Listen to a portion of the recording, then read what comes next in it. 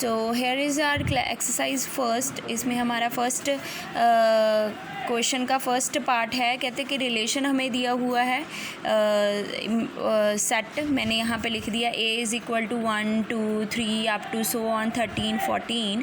ठीक है, फिर मैंने आर बी लिख लिया, जो मुझे गिवन था वो भी मैंने लिख दिया। अब मैंने यहाँ पे रिलेशन बनाना है क्योंकि मुझे रिलेशन गिवन नहीं है।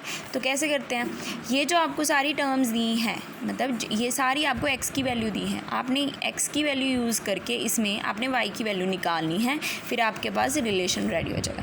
सो put x is equal to 1। When I put in this equation x is minus y equal to 0, यहाँ से मैंने y की वैल्यू निकाली। जब मैंने x1 पुट किया तो मेरे पास y कितना हो गया 3। ठीक है, जब मैंने x1 पुट किया y मेरे पास 3 आ गया। फिर पुट x इक्वल टू 2। जब मैंने x2 पुट किया तो y मेरे पास कितना आ गया 6 आ गया। x2 पुट किया y मेरे पास 6 आ गया। जब मैंने पुट किया x3 देन y 3 इंटू 3 तो y कितना हो गया मेरा 9। तो जब मैंने y3 पुट किया तो मेरा 9 हो गया। ठीक है, और जब मैंने पुट किया x4, ठीक है, तो x जब मैंने 4 पुट किया तो y मेरा हो गया 3 4 दैट इज़ इक्वल टू 12। फिर मैंने पुट किया x5 तो y मेरा कितना हो गया 3y 15। ठीक है, तो जब मैंने x4 पुट किया था मेरे पास y आ गया था 12। ठीक है, बट यहाँ से मेरे पास x5 पुट किया तो 15 आ गया। ये वैल्यू मैंने नहीं लेनी है, क्यों? क्योंकि जो सेट है उन्होंने उसकी ही लिमिट बताई हुई है अप टू 14, मतलब जो x और y की वैल्यू है वो थी इस सेट में ही लाई करनी चाहिए, इससे आगे हमने नहीं जाना है। अगर मैं x की वैल्यू 6 पुट करती हूँ तो कितना हो जाएगा, वो 18 आ जाएगा, वो भी मोर देन 14 हो जाएगा, तो ये भी मेरे पास नहीं होएगा। ठीक है, तो अब मेरा रिलेशन क्या बना है ओवरऑल, मैं वो यहाँ पे लिखने लगी हूँ। जब मैंने x1 पुट किया था मेरे पास 3 हो गया। जब मैंने x2 पुट किया था तो मेरे पास 6 हो गया। जब मैंने x3 पुट किया तो मेरे पास 9 हो गया।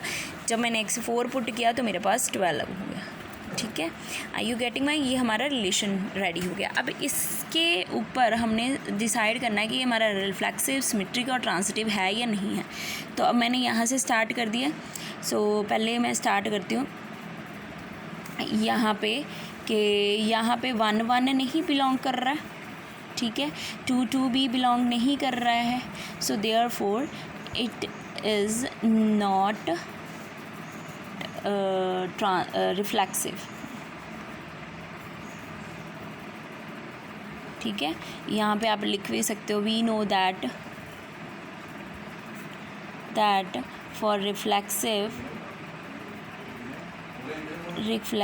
A belongs to R, for all A belongs to A।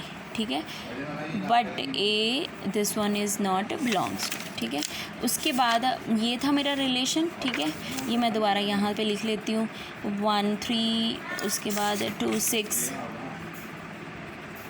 3 9 then 4 12। ठीक है, ये मैंने लिख दिया। अब यहाँ से हम क्या करते हैं, 1 3 बिलोंग कर रहा है। ठीक है, दिस इम्प्लाइज 3 1 भी बिलोंग करना चाहिए था। As we know for symmetric a b belongs कर रहा है, so this implies a b belongs करना चाहिए। For all a b belongs to capital a. ठीक है, सो देयरफॉर इसके कारण क्या हो गया, इट इज़ नॉट सिमेट्रिक। ठीक है, इसकी हम आगे एक और एग्जांपल लिख सकते हैं। 2 6 बिलोंग कर रहा है तो 6 2 भी बिलोंग्स करना चाहिए। ठीक है, ये मेरा नहीं बिलोंग हुआ। फिर उसके बाद अब नेक्स्ट थर्ड के लिए आ जाते हैं। मेरा थर्ड क्या हो गया, 1 3 बिलोंग कर रहा है, 1 3 मेरा बिलोंग कर रहा है। ठीक है, तो 3 9 बिलोंग कर गया। ठीक है, यहाँ पे कंडीशन देखो, पहले ए बी बिलोंग्स करना चाहिए था, फिर बी सी बिलोंग करना चाहिए था। So this implies a c belong करना चाहिए था। ठीक है, अब ये देखो ए बी, ये ए और बी हो गया, बी मेरा यहाँ पे रिपीट हो गया। ठीक है, फिर उसके बाद दिस इम्प्लाइज 1 9 भी बिलोंग होना चाहिए, बट वो है नहीं, तो ये नहीं होगा। सो therefore it is not transitive. ठीक है। तो ये हमारे क्वेश्चन में था कि भी हमारे फर्स्ट क्वेश्चन में क्या हुआ है। मैंने फिर से वही बता देती हूँ कि आपको सेट दिया हुआ था, हमने रिलेशन में से एक्स और वाई की वैल्यू निकालनी थी। मैंने एक्स की वैल्यू पुट की, मुझे वाई की वैल्यू मिलती रही, बट हमारा जो रिलेशन है वो अप टू सेट जितना दिया वहीं तक बनना चाहिए, उससे मोर देन वैल्यू नहीं हमने लेनी है। ये मेरा रिलेशन रेडी हो गया था, इसके बिहाफ पे मैंने चेक किया कि हाँ, तो इसमें मुझे ओवरऑल क्या मिल गया कि ना तो ये सिमेट्रिक है, ना ये ट्रांजिटिव है, तो ना ही ये रिफ्लेक्सिव है। ठीक है, तो ये तीनों की तीनों नहीं है। अब इसका सेकंड पार्ट देखिए, इसमें मुझे क्या दिया हुआ है, सेम एज इट इज़। इसमें लेस दैन 4 है, मतलब लेस दैन 4 वैल्यू लेनी है 4 से। 1 2 3 ये वैल्यू लेके आपने रिलेशन रेडी कर लेना है, फिर आपने सेलेक्ट कर लेना है। और नेचुरल नंबर है तो 1 से ही स्टार्ट होगा, 0 हम इंक्लूड नहीं करेंगे। तो ये रिलेशन आ गया। y इज़ डिविजिबल बाय 6, तो हमने ऐसी टर्म्स बनानी है जिसमें y हमारा डिविजिबल हो जाए 1 के, तो ऐसे वाले रिलेशन बनाने हैं। ठीक है, फिर उसके बाद आ गया relation z is the integer and defined as this one is integer. तो z इंटीजर है तो हमने इंटीजर्स बनाने हैं। तो आप उसके बिहाफ पे देख लियो, कोई भी वैल्यू पुट कर लो, x और y की इंटीजर्स है तो सारी वैल्यूज़ इंटीजर्स ही होंगी। ठीक है, तो उसके बिहाफ पे आप निकाल के इसको सेलेक्ट करना है। अब यहाँ पे ये हमें दिया हुआ है, कहते हैं x एंड y, इसमें हमने वैल्यूज़ नहीं लेनी, सिर्फ x और y की सपोजिशन दिमाग में ही सोच के करनी है। कहते हैं x and y work at the same place. ठीक है, तो दो बंदे भी सेम में कर सकते हैं, फीमेल भी एक जगह पे 2 काम कर सकती हैं। ठीक है, और मेल भी काम कर सकते हैं, तो x भी वर्क कर सकते हैं सेम प्लेस पे। ठीक है, अगर x y वर्क कर रहे हैं तो y x भी वर्क कर सकते हैं। तो इट मीन्स ये सिमेट्रिक भी हो गया और रिफ्लेक्सिव भी हो गया। अगर x y वर्क कर रहा है तो y z भी करेगा, तो z x भी करेगा, तो इट मीन्स ये मेरा ट्रांजिटिव भी हो गया है। ठीक है, अब उसके बाद आ गया, कहते हैं x and y live in the same locality. अगर x लिव कर रहा है सेम लोकेलिटी में, मतलब 2 सेम बंदे भी लोकेलिटी में कर सकते हैं। ठीक है, तो x लिव सेम लोकेलिटी में कर सकता है। अगर x y कर रहा है तो y x भी करेगा।